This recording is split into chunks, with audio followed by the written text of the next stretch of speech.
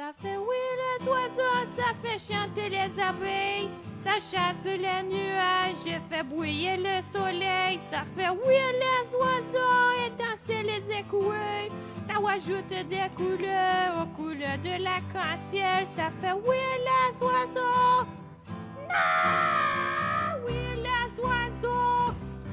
Hey, mesdames et messieurs, bonjour, bonjour, ici JFoul, oui. Bienvenue à une autre chronique musique, Et aujourd'hui, on reçoit un invité. Et oui, la même personne que la dernière fois que vous avez vu, que vous avez peut-être adoré comme détesté, on ne sait pas, on va lui demander tout à l'heure, puis on va vous demander vous-même à la maison. Est-ce que vous l'aimez vraiment, ou même moi? Il est de retour. Il a pris le risque de revenir nous voir pour nous informer de sa musique, de ses connaissances musicales.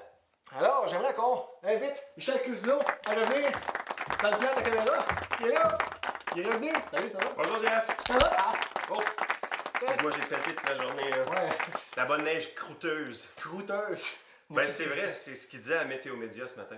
De la neige croûteuse? Elle était bien croûteuse aujourd'hui. Ok, c'est pas souvent j'ai entendu de la neige croûteuse. Ah, En tout cas. n'as-tu goûté un peu? Non, Ah, ok. malheureusement non. Ok, ah, c'est triste. Ça me donne une idée pour le souper par contre. Fait que- Coûte pas cher, ça tombe du ciel. C'est liquide. Donc, tu me parles de quoi aujourd'hui?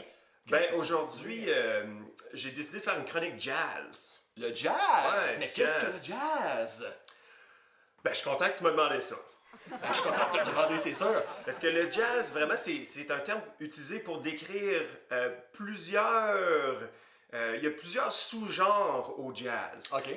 Ça fait que le jazz, tu sais, quand on dit jazz, on pense, tu sais, la contrebasse, la trompette. Puis c'est vrai qu'il y a beaucoup de jazz comme ça. En effet. Le jazz qu'on peut dire peut-être traditionnel. Traditionnel, voilà. Euh, C'est pas mais- la- ouais, ouais. Mais il y a plusieurs sortes de jazz. Il y a, Ah oui, mais je suis sous le choc. il y a le bebop, il y a le cool jazz, il y a bebop. le avant-garde, il y a le free jazz, il y a le funk jazz, il y a du fusion, il y a un paquet de différentes sortes de jazz. Ok, c'est super. Super. Il y en a trop. Il y en a. Wow. Ça fait qu'il y a un monde à découvrir. En effet, on va l'attendre dans le char. Continue. Fait que je vais commencer avec l'album qui a vendu le plus de copies. Ok. Voilà. Plus de copies. C'est l'album intitulé Kind of Blue de Miles Davis. Kind of. On est pas Kind sûr. of blue. Il est pas sûr. Un petit peu bleu, là. Incertain, incertain. Mais ça tombe un petit peu dans notre c'est ça. Avec une bonne façon de s'introduire au jazz. Ok.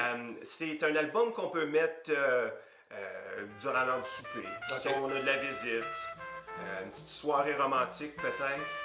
Fait que c'est un album de ce qu'on appelle du cool jazz. Oh, du cool jazz. jazz. Hey, cool. C'est pas n'importe quoi le nom. Là. Le cool jazz, on voit le cool jazz dans les années 50 à peu près. Ah, les belles années. Ouais. C'est cette époque-là, ouais. Comme c'était hier. Ouais, ok. Ouais. Fait que le cool jazz suit le bebop. Le bebop, c'est le jazz des années 40 à peu près. Mais c'est-tu là que le groupe Hanson ont trouvé leur single de genre. Bebop. Ça, hein? Ils ont copié, je savais que ça venait de quelque part cette chanson-là, Hanson, on dit ça. Bebop, c'est le contraire vraiment du cool jazz. Dans le sens que bebop, c'est.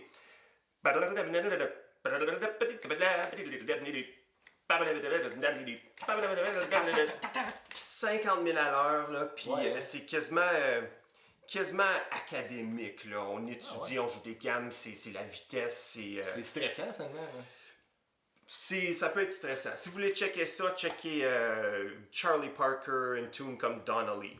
Et voilà. Un exemple d'une tune bebop. Mais cool jazz, c'est pas pantoute du bebop. Cool Ok. jazz, c'est l'album du trompettiste Miles Davis. Bon, là, Miles Davis qui a beaucoup influencé l'évolution du jazz Ok. et a beaucoup influencé les amateurs de jazz qu'on entend de nos jours. Ok. Ça fait que, non, c'est son album probablement sa plus grosse réussite.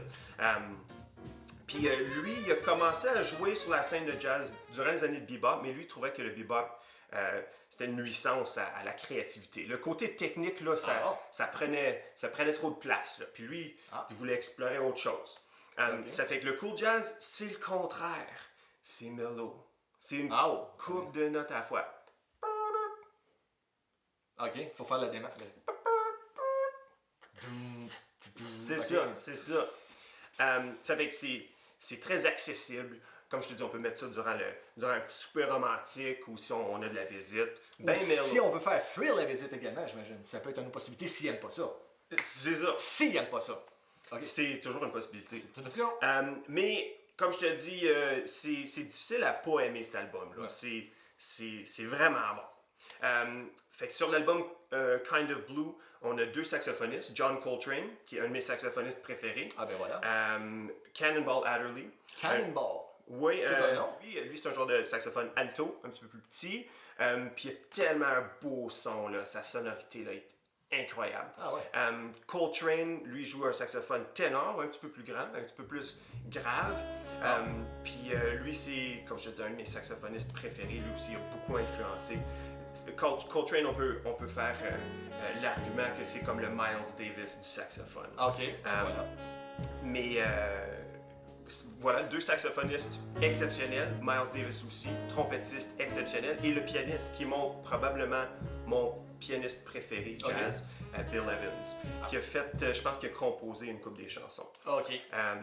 En tout cas, le jazz, c'est un style de musique où il faut un petit peu découvrir les trompettistes, les saxophonistes, les pianistes qu'on aime. Parce que l'esprit du jazz, c'est d'improviser, de développer sa propre voix, son propre style d'improvisation.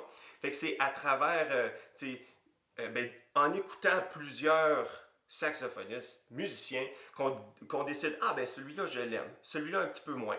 Mais une bonne façon de s'introduire à 2 saxophonistes, un trompettiste et un pianiste, jazz, c'est avec cet album ici. OK. Fait que c'est ça, quand du monde me demande, hey, comme du jazz, je connais pas trop ça, qu'est-ce que je devrais écouter? C'est une bonne façon de s'introduire au jazz. Et voilà. Commencez avec celui-là. C'était la question que j'avais. Hey, si je veux découvrir du jazz, qu'est-ce que je fais? Hein? Mais jazz, c'est pas juste. T'as du jazz funk, t'as du fusion, t'as du stuff qui est vraiment weird. Puis on va en faire une chronique weird. D'accord. Ouais. J'ai hâte. Ça fait que prochain album, c'est un album de jazz funk. Play that funky news. C'est pas tout à fait ça, mais c'est dans ce style-là, je figure. Oui, pas vraiment. OK. Je sais de quoi je parle. C'est un album qui est sorti dans les années 70, 73, je crois. Puis la première fois que j'ai entendu cet album ici, Ah ouais, OK. c'était un camp de musique au secondaire. Parce qu'on était super cool. Je te posais, est-ce que Jason Voorhees de Friday the 13th était là? Un camp, on s'entend là! Mais c'est hors contexte, donc continue. On était en pause, puis il y avait une des trompettistes dans le groupe qui dit « Hey, c'est-tu correct si je mets de la musique pendant qu'on prend notre petite pause? » Puis l'animateur dit « Hey, ouais, ben, il n'y a pas de problème, fait que mets donc ça. » Puis la tune, elle commence.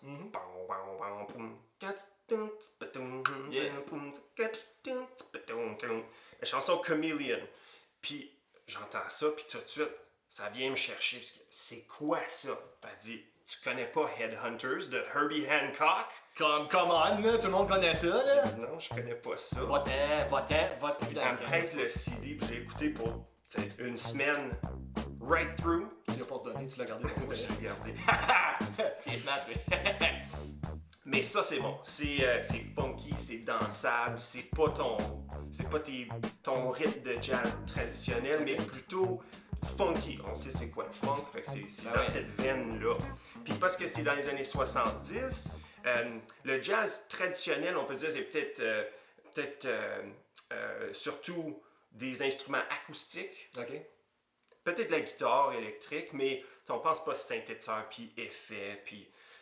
mais dans le funk, dans les années 70, on a développé des synthétiseurs, des différentes pédales, plein d'effets qu'on peut ajouter à nos instruments, des pianos électriques comme tel le Rhodes, Herbie Hancock qui joue un Rhodes, moi j'en ai un Rhodes. Oh, excusez-le, hein? C'est sexy, là. Whatever. Non, je suis content pour toi, je suis fier. Mais c'est ça, les deux premières chansons sur ce disque ici, sur Headhunters, sont incroyables. Faut que j'avoue que il y a 4 chansons sur l'album. Les 2 autres chansons, track 3 puis 4, sont un petit peu plus mellow, puis ça m'a pris plus de temps à les apprécier. Sont aussi bonnes. 4 chansons doivent être longues dans ta barouette pour 4 chansons. Première, là... je pense qu'on a pas 16 minutes ou 17. Ah boy, il faut aimer Ben, ça! Oubliez pas, c'est l'esprit du jazz, c'est l'improvisation. C'est ça, c'est improvisé. Fait quoi, ils ont dit, ok, si l'album improvise, on pace record par un de tes problèmes, quoi. Ça fait que ben, Herbie Hancock il prend plusieurs solos durant cette première chanson-là. Un solo de clavinette, un solo de Rhodes, des solos de synthétiseur. Ça fait que le son change parce qu'il utilise ces différents instruments-là, mais c'est toujours improvisé. Puis il y a comme ta première section, il y a une deuxième section, une section B qui sonne vraiment différente. Puis après ça, il y a un retour à la première section. Mais quand tu mentionnes qu'il improvise, ça arrive-tu dans l'album qui se trompe puis tu n'entends clairement se tromper? Puisque c'est de l'improvisation. Tu sais, il pourrait dire, tabarnouche, je l'ai manqué.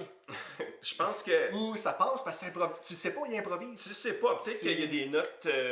Ouais, subtil ou que, oh, elle est pas censée être là, mais ils sauront pas, c'est de Ouais. l'impro.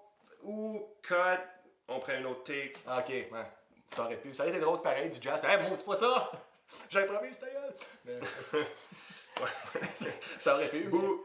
Ouais, carrément dans l'album. Ouh, ok. Mais non, checkez ça, là, ça c'est vraiment bon. Puis, encore une fois, si t'aimes ce style-là, Herbie Hancock, il a enregistré un paquet de disques par après. Ça, c'est, je pense, le premier de son groupe Headhunters.